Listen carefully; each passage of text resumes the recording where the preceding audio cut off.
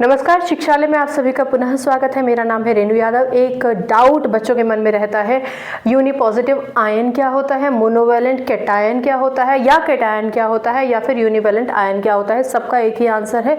एक एग्जाम्पल से आज इन सब डाउट्स को क्लियर करते हैं। एग्जाम्पल लेते हैं अपने सोडियम भैया का। सोडियम जिसको हम Na से रिप्रेजेंट करते हैं। आप जानते ही हैं किसी भी एलिमेंट का आप सिंबल लिखते हैं तो पहला लेटर कैपिटल होता है और दूसरा लेटर हमेशा स्मॉल होता है। ठीक है, चलिए अब इसका एटॉमिक नंबर 11 होता है। आपको अगर ये फाइंड आउट करना है कि कोई भी एलिमेंट कितना यूनिपॉजिटिव है या क्या मोनोवैलेंट है या क्या है, तो वो फाइंड आउट करने के लिए आपको उसका एटॉमिक नंबर के बाद कॉन्फ़िगरेशन लिखना ज़रूरी होता है। कॉन्फ़िगरेशन हो गया 281 यानी कि Kl और M शेल। आप जानते हैं कि K शेल के अलावा बाकी जितने भी शेल्स होते हैं, L हो, M हो, N, P, उसमें मैक्सिमम कैपेसिटी कितनी भी हो, कम से कम 8 इलेक्ट्रॉन्स होने चाहिए। और हमने ये डिस्कस किया है कि अगर किसी के आउटर मोस्ट शेल में 8 इलेक्ट्रॉन ना हो, 8 का आधा 4 हो, तो वो इलेक्ट्रॉन्स को शेयर करता है, अपना ऑक्टेट कंप्लीट करता है। जैसे कि कार्बन इलेक्ट्रॉन्स को शेयर करके कोवलेंट बॉन्ड बना के खुद को स्टेबल करता है, नोबल गैस कॉन्फ़िगरेशन अटेन करता है, ऑक्टेट कंप्लीट करता है। और अगर 4 से इलेक्ट्रॉन्स कम हैं, 1, 2 या 3 इलेक्ट्रॉन्स हैं, तो ऐसी स्थिति में कोई भी एलिमेंट इन इलेक्ट्रॉन्स को देना प्रेफर करता है। किसको दे रहा है वो इंपॉर्टेंट नहीं है। ठीक है, अब आप देखिए कि जब आप सोडियम की बात करते हैं तो सोडियम के पास जो आउटर मोस्ट शेल है वो ये है। ठीक है ना, इस आउटर मोस्ट शेल को ही मैं आपको बताना चाहती हूँ कि ये जो आउटर मोस्ट शेल होता है इसी को हम वैलेंस शेल भी कहते हैं। इसी को हम वैलेंस शेल भी कहते हैं, क्योंकि इस शेल में एक इलेक्ट्रॉन है तो डेफिनेटली है, एक इलेक्ट्रॉन होने चाहिए थे, कम से कम 8 इलेक्ट्रॉन शेयर कर लेता तो अगर 4 इलेक्ट्रॉन होते, पर 4 से कम है तो इसका मतलब ये सोडियम अपने इस इलेक्ट्रॉन को किसी को दे देगा। ऐसी स्थिति में सोडियम जो अभी तक एक न्यूट्रल एटम है, याद रखिए ये शब्द आप पढ़ते हैं और कंफ्यूज होते हैं। सोडियम जो अभी तक एक न्यूट्रल एटम है, न्यूट्रल मतलब इसने अभी तक अपने जो वैलेंस इलेक्ट्रॉन है उसको दिया नहीं है, इसलिए ये न्यूट्रल है। तो ये सोडियम अपना ये जो इलेक्ट्रॉन है इसको किसी को डोनेट कर देता है। एज आई सेड, किसको डोनेट करता है इज नॉट इस समय रेलिवेंट। ठीक है, बस इतना याद रखिए कि बाहर निकाल रहा है। कितने इलेक्ट्रॉन? एक इलेक्ट्रॉन। अब क्योंकि एक इलेक्ट्रॉन किसी को दे रहा है इसलिए सोडियम पर एक पॉजिटिव चार्ज आ जाता है। छोटा सा पॉज लीजिए।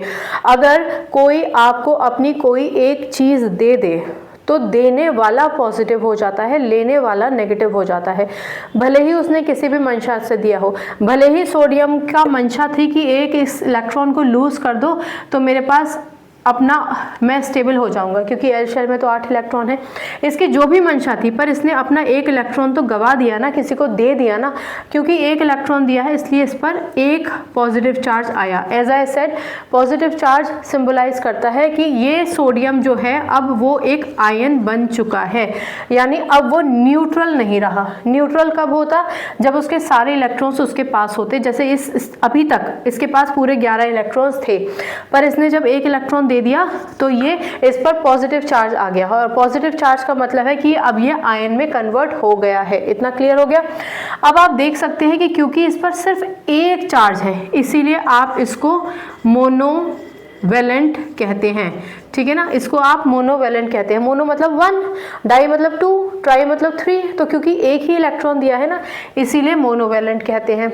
ये कैटायन कहलाया जाता है क्योंकि इस पर पॉजिटिव चार्ज आता है। क्यों पॉजिटिव चार्ज आया? क्योंकि एक इलेक्ट्रॉन दिया था। कैसे याद रखेंगे? जब ये है तो माइनस है, ठीक है, इसको काट दिया तो कैटायन बन गया। और ये जो कैटायन है जिसको आप पॉजिटिव चार्ज पढ़ते हैं वो कब आता है? जब अपना एक इलेक्ट्रॉन कोई देता है।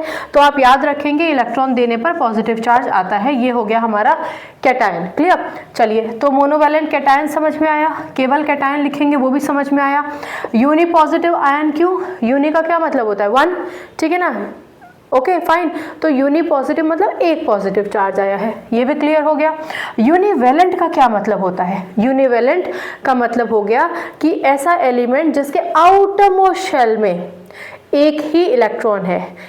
आप आउटर मोस्ट शेल में एक इलेक्ट्रॉन है तो उसी को यूनिवैलेंट भी कहेंगे, उसी को आप मोनोवेलेंट भी कहेंगे। अभी कैटायन मत लगाओ। अगर आपसे ये कहा जाए कि सोडियम कौन है, यूनिवेलेंट है या मोनोवेलेंट है, तो आप कहेंगे यूनिवेलेंट भी है, मोनोवेलेंट भी है। सोडियम जो न्यूट्रल है, पर वही सोडियम जब अपने एक इलेक्ट्रॉन को दे देता है तो आप कहेंगे मोनोवेलेंट कैटायन, आप कहेंगे कैटायन, आप कहेंगे यूनिवेलेंट आयन, या फिर आप कहेंगे यूनिपॉजिटिव आयन। ठीक है ना। वैलेंट का क्या मतलब होता है? जो वैलेंस इलेक्ट्रॉन्स होते हैं, आउटर मोस्ट शेल में जो वैलेंस इलेक्ट्रॉन्स होते हैं, उन वैलेंस इलेक्ट्रॉन्स को जब एक एलिमेंट बाहर निकाल देता है, ठीक है ना, तो उस पर पॉजिटिव चार्ज आता है। ये तो आप समझ गए हैं। लेकिन ये जो एम शेल है ना, ये वैलेंस शेल है और इसमें जितने इलेक्ट्रॉन्स होते हैं वही उस एटम की वैलेंसी होती है। क्लियर? अगर आपसे पूछा जाए कि सोडियम की वैलेंसी कितनी है तो आप कहेंगे 1, क्योंकि उसके वैलेंस शेल में 1 इलेक्ट्रॉन है। क्लियर हो गई बात? वैलेंस शेल मतलब सबसे बाहर वाला कमरा, वो शेल हो गया, वो पूरा कमरा हो गया। उसमें कितने इलेक्ट्रॉन्स प्रेजेंट हैं वो उसकी वैलेंसी होगी। अगर कोई एलिमेंट जिसके पास यहाँ 2 इलेक्ट्रॉन होंगे तो उसका जो वैलेंस शेल होगा, अगर वो m है तो m ही रहेगा। अगर यहाँ पर 2 लिखा है तो उसकी वैलेंसी हो जाएगी 2। क्लियर? तो फिलहाल हम डाइवेलेंट की आज बात नहीं करेंगे, हम सिर्फ बात कर रहे थे इन टर्म्स की, जिसको लेकर बच्चे बहुत कंफ्यूज होते हैं। तो हर एक ऐसा एलिमेंट जिसके आउटर मोस्ट शेल में 1 इलेक्ट्रॉन रह जाता है, वो सारे इस कैटेगरी में आएंगे। ठीक है? इर्रिस्पेक्टिव कि उसका जो वैलेंस शेल है वो m है, n है, o है, इससे मतलब नहीं है। उसके आउटर मोस्ट शेल में, मतलब उसके वैलेंस शेल में अगर 1 इलेक्ट्रॉन है तो वो मोनोवेलेंट कहलाया जाएगा। कैटायन तो बनेगा ही बनेगा, क्योंकि उसको अपना 1 इलेक्ट्रॉन तो हर हाल में लूज करना है, देना ही देना है, क्योंकि भैया उसको अपने आप को स्टेबल करना है। और स्टेबिलिटी के लिए एक ही मूल मंत्र है कि 4 से इलेक्ट्रॉन्स अगर कम है तो दे दो। ठीक है? अपने आप को स्टेबल कर लीजिए। आई होप इतना समझ में आया होगा। थोड़ा सा स्पीड ज़्यादा रखते हैं ताकि आप का टाइम ज़्यादा ना वेस्ट हो, पर अगर स्पीड ज़्यादा भी है तो आप, मेरे ख्याल से यूट्यूब पे कुछ होता है ना सेटिंग कम ज़्यादा करने का, ज़्यादा का तो होता है, कम का आई डोंट नो। खैर एनीवे, अगर कोई डाउट है तो पूछ लीजिएगा। बाकी केमिस्ट्री से अपनी केमिस्ट्री अच्छी बनाइए, शिक्षा ले आइए।